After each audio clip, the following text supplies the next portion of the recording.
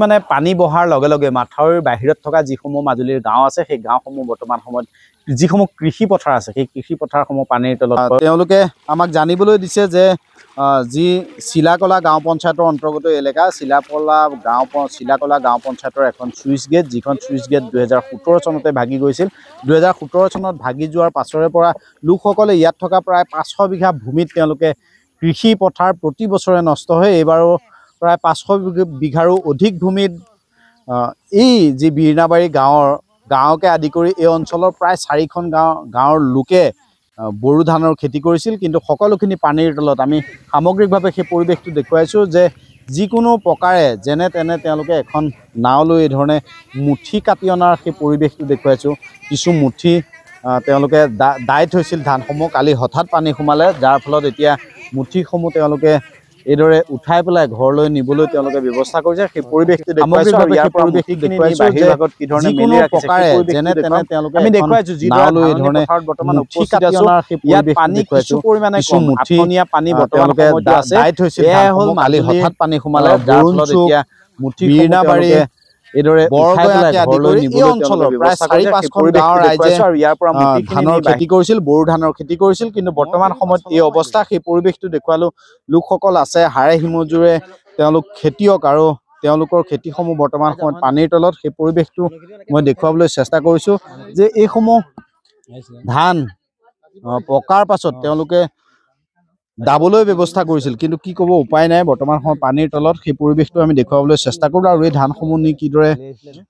ঘৰৰ চোতালত মেলি ৰখাৰ এক পৰিৱেশ সেই পৰিৱেশসমূহ আমি দেখুৱাবলৈ চেষ্টা কৰিম যে প্ৰায় 500-600টা পৰিয়াল বৰ্তমান চিন্তাৰ মাজত দিন অতিবাহিত কৰিছে আমি দেখুৱাইছোঁ এইদৰে পথাৰৰ পৰা তেওঁলোকে মুঠিসমূহ বুটলি অনা পৰিলক্ষিত হৈছে আৰু কপালৰ ঘাম মাটিত পেলাই ধানৰ খেতি কৰাৰ পাছতো বৰ্তমান সময়ত এই অৱস্থা সেই পৰিৱেশটো দেখুৱাইছোঁ আৰু তেওঁলোকে বাৰে বাৰে দাবী জনাইছে পৰুৱাই মোক কামুৰিলে মানে পানী নামিছোঁ 2017 চনত ভাগি যোৱাৰ ফলতেই বৰ্তমান সময়ত এই পৰিৱেশৰ সূচনা হৈছে 2017 চনৰ পৰা তেওঁলোকে খেতি কৰিব পৰা নাই সেই পৰিৱেশটো দেখুৱাই আছোঁ লোক আছে আমি মন্তব্য ল'বলৈ চেষ্টা কৰিম সেই পৰিৱেশটো প্ৰায় সংখ্যক মানুহে আছিলে কিন্তু কি হ'ব এই দুৰ্ভাগ্য সাগৰ সদৃশ হৈ গ'ল এইটো আপোনাৰ দুৰ্ভাগ্যবশত আৰু তাতে চুইচ গেটটো নাইকিয়া হৈছে চুইচ গেটটো সেয়া 17 চনতে ভাগি গ'ল সম্পূৰ্ণৰূপে নিশেষ হৈ গৈছে এতিয়া নিশেষ হোৱাৰ পিছত এতিয়া গোটেই বীৰনাবাৰীটো ক'বই নালাগে বাকী প্ৰায় 8খন-10খন গাঁও এতিয়া বীৰনাবাৰী বৰুণচুক কাকৰিকটা পহুমৰা পাটনা পহুমৰা বৰগয়া এনেকৈ সৰহসংখ্যক গাঁৱে এইটো এলেকাৰ খেতি কৰে কিন্তু খেতিটো কৰিলে কি হ'ব আপোনাৰ নিৰ্দিষ্ট সময়ত দাবলৈ নাপায় বহাগৰ পহিলাতে পানী আহে এতিয়া এইটো দ্বিতীয়টো বাৰিষাত এয়া দেখিছে এতিয়া ধান আমাৰ বিলাকতো এয়া যিমানখিনি আছে এইটো প্ৰায় এই জোপাৰ ওচৰলৈকে সেইখিনি গোটেই ধানেই হৈ আছিলে কিন্তু হৈ থাকিলে কি হ'ব এতিয়া পকা অৱস্থাতে বিল আছে নে নাই মাজত বিল আছে আপোনালোকৰ চেনেলৰ যোগেদি আমাৰ যিটো END সংযোগটো হৈছে এইটো কলীয়া পানী নে কিবা তাত বনাইছে সেই কলীয়াঘুলি তাৰ পৰা ENDটো আনি চেলাকৰ যিটো END আছে তাত সংযোগ কৰি এই চুইচ গেটখনত যাতে আমাৰ আগলৈ হেৰি কৰি গেট দি পেলাই কৃষকখিনি মানে নিৰাপত্তাটো দিয়ে কাৰণ ENDটো হ'লে আমাৰ ইমান প্ৰব্লেম নহয় ENDটো হ'লে একো প্ৰব্লেমেই নহয় কাৰণ চাওক যি সময়ত মাননীয় মুখ্যমন্ত্ৰী সৰ্বানন্দ সোণোৱাল আছিলে সেই সময়তেই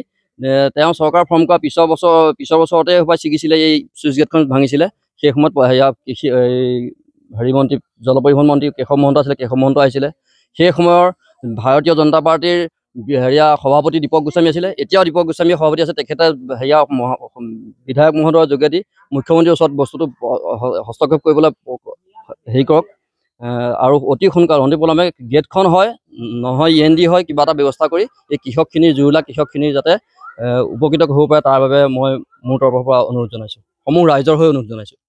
আমাৰ এই চেক বানটোৰ কথা আৰু মুখ্যমন্ত্ৰী ডাঙৰীয়া মহোদয়ক মই সন্মানেৰে অনুৰোধ জনাইছোঁ আমাৰ এই বীৰনাবাৰী 4খন গাঁৱে বুলিব পাৰি বৰুণচুক আৰু আমাৰ বৰগয়া মানে বিশাল এখন খেতি পথাৰ হয় এই চেক বান্ধটো নথকাৰ কাৰণে আমাৰ সমস্যা হৈছে আৰু আজিয়ে মই তেখেতৰ ওচৰত আমি আবেদন জনাইছো